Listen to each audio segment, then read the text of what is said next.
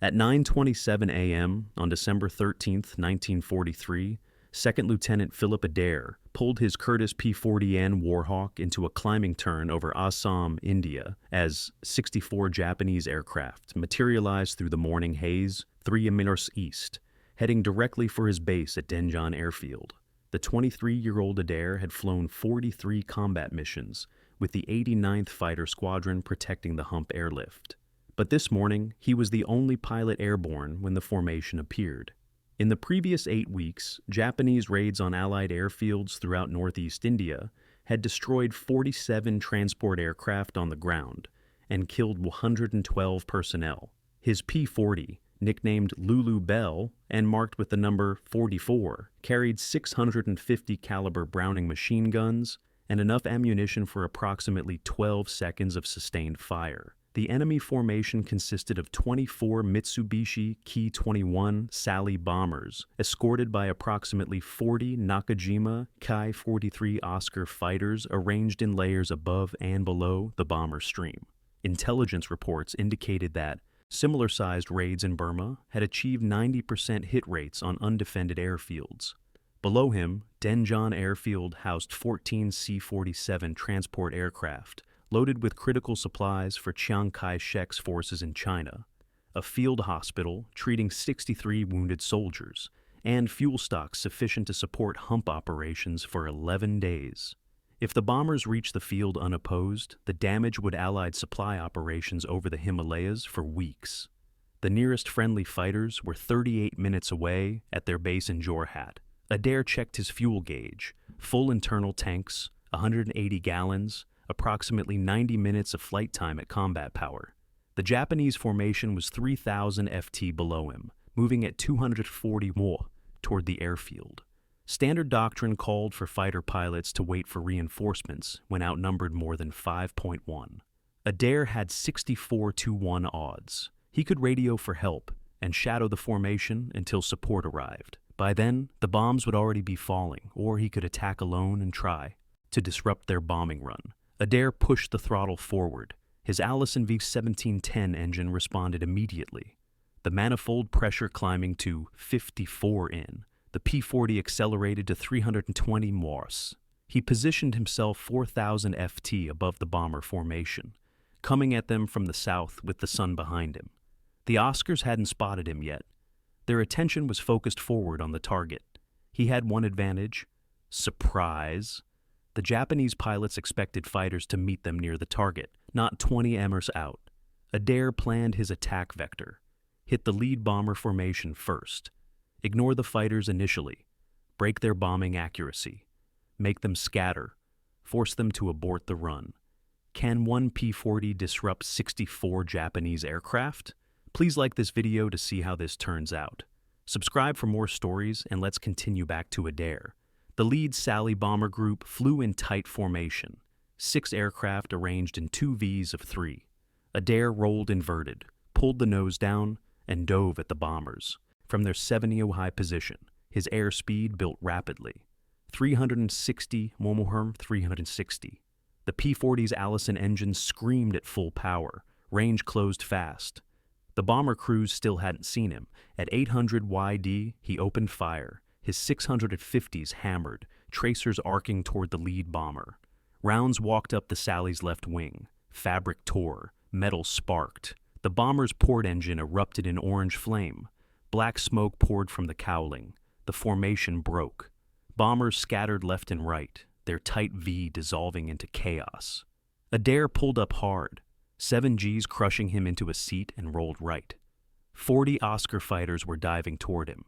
The Nakajima Ki-43 Oscar was one of the most maneuverable fighters in the Pacific Theater. Powered by a Nakajima HA-115 engine producing 150 horsepower, it could reach 329 mph at 13,000 FT and execute turning circles tighter than any American fighter. The Oscar's butterfly combat flaps allowed it to bleed speed rapidly in turns without stalling. Japanese pilots exploited this advantage ruthlessly. In the previous 6 months, Oscars had shot down 63 Allied fighters over Burma and northeast India. Adair's P-40N was faster in a straight line, but couldn't match the Oscar's turn rate. The Warhawk's Allison V1710-81 engine generated 1240 horsepower at 3,000 RPM, giving the aircraft a maximum speed of 378 mph below 12,000 ft. But in a sustained turning fight, the heavier American fighter would lose energy faster than the lightweight Japanese aircraft. Standard P-40 tactics against Oscars were simple: never turn with them. Use speed, hit and run, extend away, reset. Adair couldn't extend away. If he fled, the bombers would reform and complete their attack run on Dingan. He had to keep pressure on the formation, keep them scattered, keep them nervous, even if it meant fighting 40 Oscars alone. The first 4 Oscars came at him in a loose finger, 4 formation from his tensai high. Adair rolled left, pulled the nose up, and fired a 2-con burst at the lead. Fighter, 50 caliber rounds missed high. The Oscar broke right. Its wingman followed. Adair reversed, diving away to maintain speed. 2 more Oscars dove from above. He saw them at 400 YD, pulled into a climbing left turn, fired again, no hits. His ammunition counter showed 800 rounds remaining across all 6 guns, approximately 6 more attacks at his current rate of fire. Behind the fighter screen, the Sally bombers were attempting to reform. 3 groups of 6 aircraft each were closing back into formation. If they achieved their bombing V again, they would press the attack. Adair had perhaps 90 seconds before they reached their release point over Dingan. He rolled out, shoved the throttle to the stop, and dove toward the bombers again. 8 Oscars followed him down. The P-40 accelerated to 405 mph in the dive. The Oscars couldn't match that speed. Adair opened the gap, pulled out at bomber altitude, and lined up on the right-hand Sally formation. Range 300 YDs, he fired. Tracers converged on the lead bomber's right engine. The Mitsubishi HA-101 radial engine exploded in a fireball. The bomber rolled right, streaming fire and debris. Its wingman broke formation to avoid collision. Adair kicked rudder, skidded left, fired at another Sally. His rounds punched through the bomber's thin fuselage skin. The Ki-21 had no armor protection for the crew, no self-sealing fuel tanks. Designed in 1936, it was obsolete by 1943 standards, but it could still carry 2.25 pounds of bombs, enough to destroy everything on Dingan Airfield. The Oscar fighters were closing again, 12 of them this time. Adair's fuel gauge showed 162 gall remaining. His ammunition counter read 650 rounds. The bombers were 19 emitters from Dingan. He had perhaps 4 minutes before they reached drop range. Then his engine started overheating. The Allison V1710-81 was a liquid-cooled engine. Coolant circulated through passages in the cylinder heads and block, absorbing heat from combustion, then flowed through a radiator mounted beneath the fuselage. At combat power settings above 50 in of manifold pressure, the engine generated extreme temperatures. The coolant system was designed to handle sustained operation at those settings for approximately 20 minutes. Adair had been running at full power for 11 minutes. His coolant temperature gauge showed 230 DGF. Normal operating temperature was 210. At 250, the engine would begin to fail. He had 3 options: reduce power to let the engine cool, abandon the attack and return to base, or continue fighting and risk engine failure over hostile territory. The Sally bombers were 17 mph from Dingan, still within bombing range, still a threat. Adair kept the throttle forward. 2 Oscars came at him head-on. Closing speed exceeded 600 mph. Both fighters opened fire at 500 YD. Adair saw their muzzle flashes. 7.7mm tracers walking toward his nose. He fired back. His heavier .50 caliber rounds carried more energy and reached farther. At 350 yards, his rounds hit the left Oscar's engine cowling. The lightweight fighter shuddered, broke left, trailing white coolant vapor. Its wingman followed. Adair rolled right and dove. His coolant temperature hit 240 degrees. The Sally bombers were 15 MOI from target. 2 formations of 6 aircraft each had reformed into bombing Vs. The third formation was scattered, 3 bombers struggling to rejoin. Adair went for the lead formation again. 6 Oscars tried to intercept him. He dove past them at 390 mph, too fast for them to follow. At bomber altitude, he leveled out and opened fire on the lead Sally. His first burst hit the bomber's right wing rout. The wing structure failed. The outer panel folded upward and tore away. The Sally rolled inverted and entered a spin. No parachutes. The crew rode it down. The formation broke again.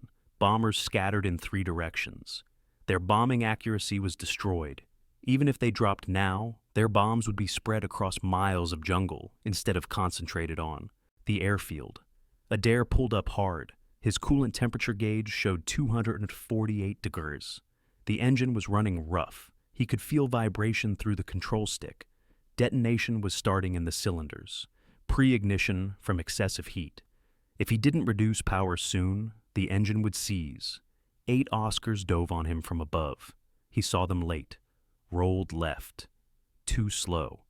7.7mm rounds punched through his right wing. Fabric tore. Metal buckled. 1 round hit his right aileron control rod. The aileron response went mushy. He needed more right stick pressure to maintain level flight. Another burst walked up his fuselage. Rounds sparked off his engine cowling. 1 penetrated the coolant reservoir behind the firewall.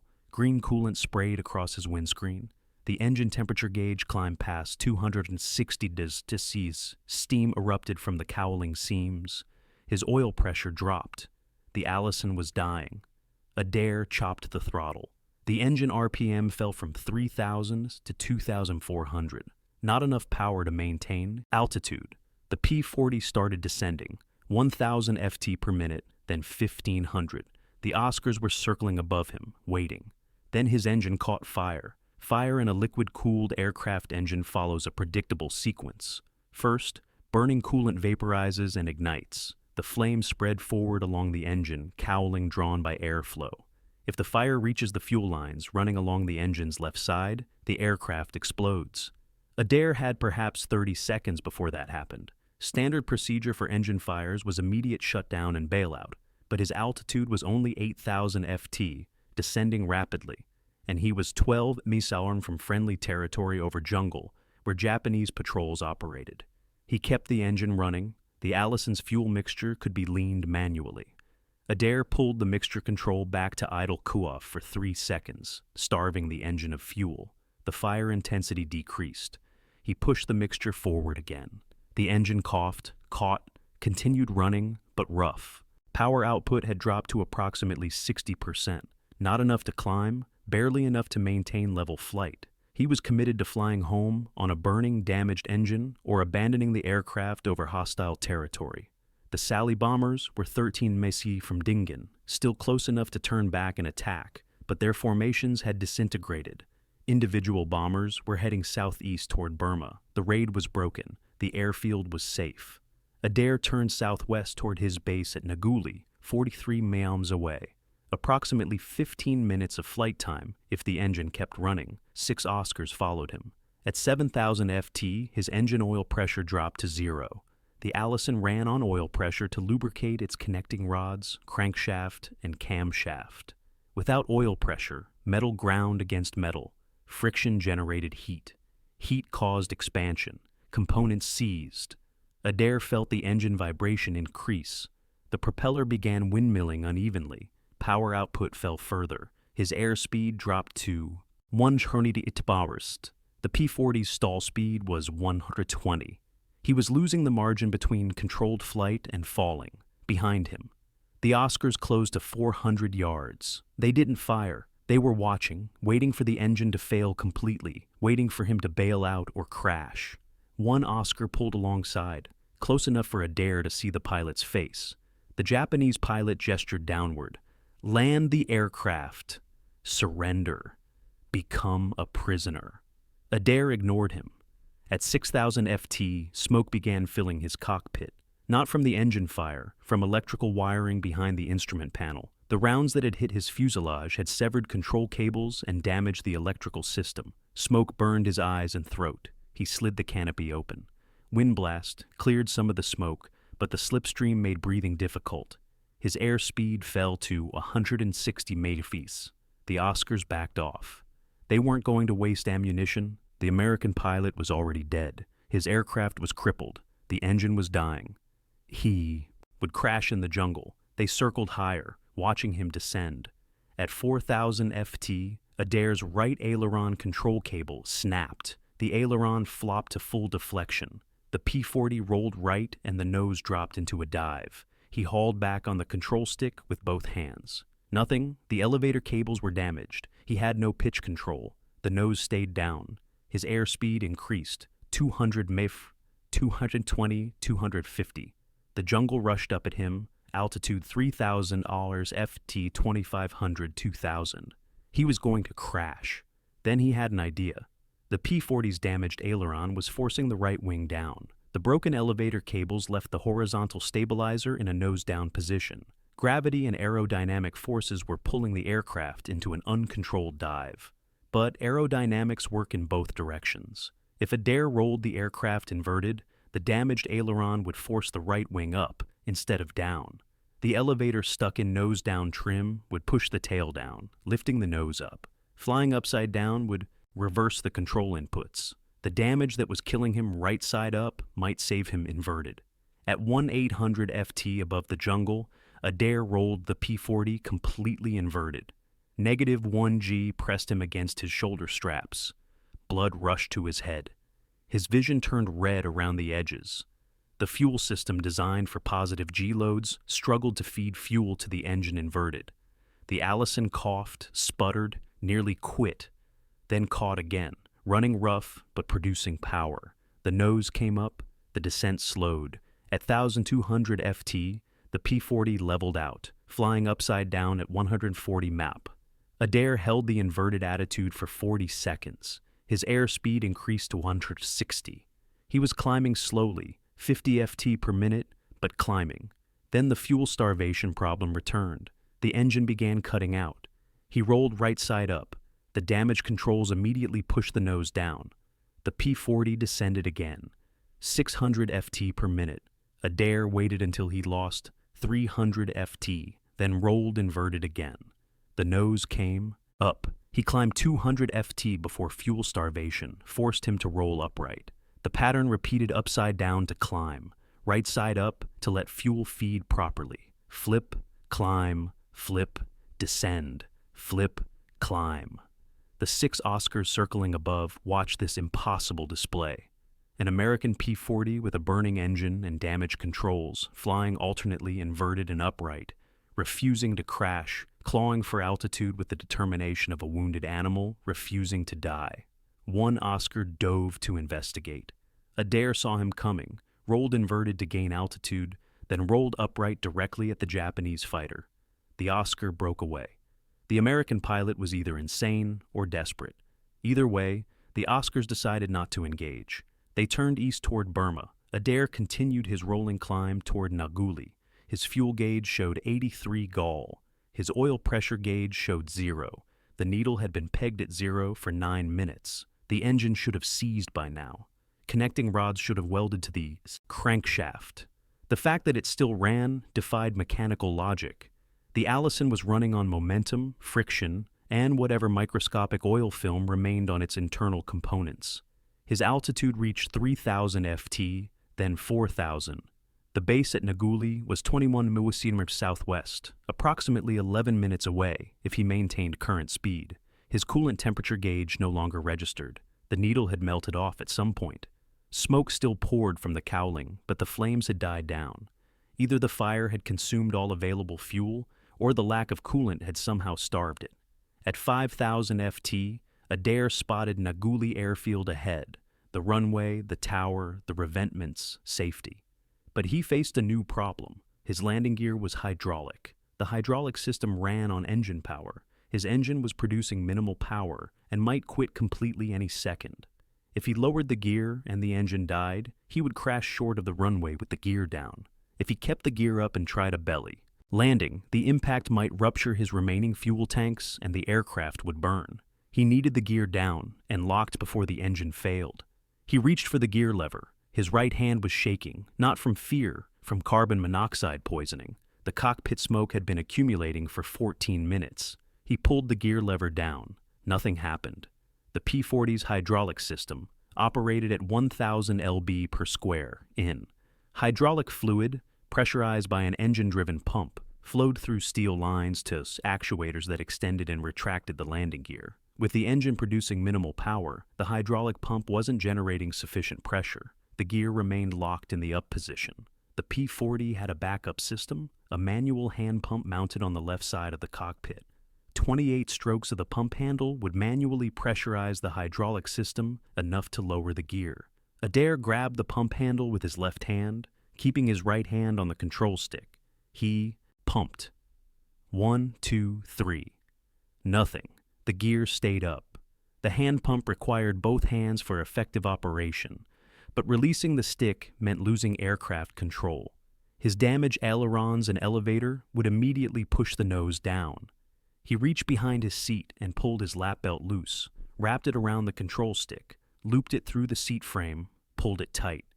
The makeshift rig held the stick in approximate neutral position. Not perfect control, but enough to keep the aircraft flying straight. He grabbed the hand pump with both hands and pumped hard. 5 strokes. 10, 15. At stroke 23, he felt resistance, hydraulic pressure building. At stroke 28, he heard a th from beneath the cockpit.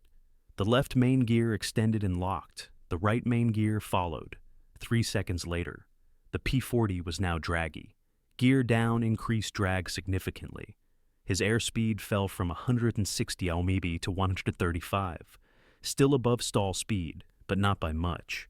The engine was producing perhaps 40% power now, barely, enough to maintain altitude with the gear extended. Naguli runway was 7 minutes ahead, 3 minutes. His vision tunneled, gray edges closed in from the periphery. Carbon monoxide poisoning was affecting his brain function. He shook his head, focused on the runway. 6 more.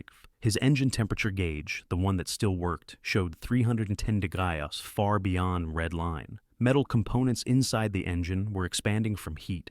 Tolerances were closing. Any second now, a piston would seize, or a valve would stick, or a connecting rod would snap.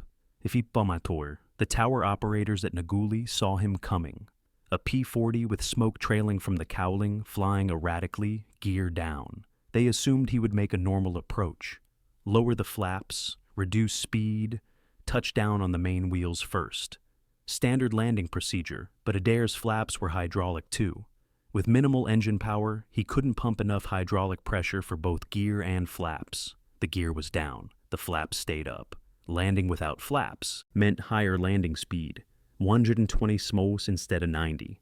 That meant longer landing roll. Naguli's runway was 4,000 ft long.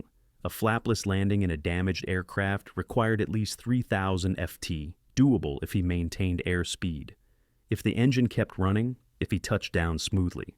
At 2 semi from the runway, his engine quit. The propeller windmilled to a stop. No power, no thrust. The P-40 became a glider, a very poor glider. The Warhawk's glide ratio was approximately 8.1. From 2,000 ft altitude, he could glide approximately 3 mph. The runway was 2 mph away, theoretically possible, but his damaged aircraft had extra drag from the battle damage. Bullet holes in wings and fuselage disrupted airflow. His actual glide ratio was worse than normal, perhaps 6.1. He wasn't going to make the runway. He was going to crash short in the jungle. After surviving 64 Japanese aircraft, after flying inverted for 11 minutes after nursing a dying engine for 15 min, he would crash 200 YD from safety because his engine quit at the worst possible moment. Then he remembered something from training, something his instructor had said about P-40 glide performance, something about flying inverted. In a normal glide, an aircraft descends nose first, gravity pulling it downward while wings generate lift. But inverted, the aerodynamics reverse. The wings camber designed to generate lift upward when right side up generates downward force when inverted. However, at specific angles of attack, this reversal creates less drag than the right side up flight. An inverted glide could theoretically extend range by reducing drag. The principle had been mentioned briefly during training. No instructor expected pilots to actually use it. Adair had nothing to lose. He rolled inverted at 1,800 ft, 1 mile from the runway. Blood rushed to his head. His vision reened. He held the inverted attitude, watching the jungle pass beneath him or above him. Perspective became disorienting. The airspeed held steady at 125 mph. Descent rate was 500 ft per minute, better than the 700 ft per minute he'd been experiencing, right side up. The tower operators at Nguli saw an inverted P-40 approaching with landing gear extended. Gear down while inverted was aerodynamically wrong, structurally stressful. The gear doors designed to handle air loads from below were now subjected to loads from above, but the gear held. The P-40 continued its inverted approach. On the ground, a crew chief named Technical Sergeant Robert Martinez watched through binoculars. He saw the inverted aircraft, saw the gear extended, saw smoke trailing from the engine. His first thought was that a Japanese pilot had stolen a P-40 and was attempting to strafe the field. Martinez ran toward the nearest .50 caliber machine gun position. 3 other ground crew followed him. They reached the gun emplacement and began traversing the weapon toward the approaching aircraft. Adair was at 400 ft altitude, half a mile from the runway threshold, still, inverted. His vision was fading. Gray tunnels closed in. Carbon monoxide and negative G forces were shutting down his brain. He had perhaps 20 seconds of consciousness remaining. He needed to roll upright, line up with the runway, and land. But if he rolled upright too soon, the damage controls would push the nose down and he'd crash short. If he rolled too late, he'd overshoot the runway. At 200 ft altitude, 300 YD from the threshold, Adair rolled right side up. The damaged aileron immediately pushed the right wing down. He countered with left stick, fighting the aircraft, forcing the wings level. The nose wanted to drop. He pulled back on the stick. The broken elevator cables gave him partial control. Not much, just enough. The P-40 descended toward the runway at a steep angle, nose high, wings wobbling. Martinez's gun crew tracked the aircraft. The P-40 was definitely damaged. Smoke poured from it. It might be friendly, it might be enemy. In 3 seconds, the aircraft would cross the runway threshold. Martinez had to decide, shoot or hold fire. He held fire. Adair crossed the threshold at 90 ft, descending rapidly. Too fast, too steep. The P-40 dropped the last 90 ft in 4 seconds. The main wheels hit the concrete runway hard. 7 joules impact. The gear struts compressed fully. The tail wheels slammed down. Metal shrieked. The right main gear collapsed. The right wing dropped. The wingtip hit the runway and dug in. The aircraft ground looped right, spinning 180 degrees, throwing up sparks and concrete fragments. It skidded backward for 200 ft and stopped. Smoke billowed from the engine compartment. Fire crews raced toward the aircraft. Adair sat motionless in the cockpit for 12 seconds. Then, he released his shoulder straps, stood up, and climbed out onto the wing. His legs buckled. He caught himself on the wing root. Ground crew reached him and helped him down. Martinez arrived with the fire crew. They opened the cowling. The Allison engine was destroyed, pistons seized, crankshaft warped, oil pan ruptured, coolant everywhere. Adair walked around the aircraft with Martinez. They counted the damage. 16 bullet holes in the fuselage, 7 in the right wing, 4 in the left. 1 round had severed the right aileron control cable completely. Another had punctured the hydraulic reservoir. A third had cut through 2 electrical bundles behind the instrument panel. The engine had sustained catastrophic damage from overheating and oil starvation. Every cylinder showed scoring. 3 connecting rods were welded to the crankshaft. The coolant system was destroyed. Lulu Bell would never fly again. But Philip Adair had saved Dingen Airfield. Intelligence reports confirmed that all 24 Sally bombers had turned back without dropping their ordnance. The Japanese formation had scattered 15 miles short of target. 40 Oscar fighters had escorted empty bombers back to Burma. 0 bombs hit Allied facilities. 0 casualties on the ground. 14 C-47 transports remained operational. The Hump airlift continued without interruption. On December 16, 1943, 3 days after the mission, 10th Air Force Headquarters interviewed Adair about the engagement. He described the attack sequence, the inverted flying technique, the landing approach. Flight surgeons examined him. Carbon monoxide levels in his blood were still elevated 72 hours after the mission. They determined he had been flying with severe poisoning for the final 11 minutes of the flight. That level of impairment should have rendered him unconscious. He had somehow remained functional through will alone.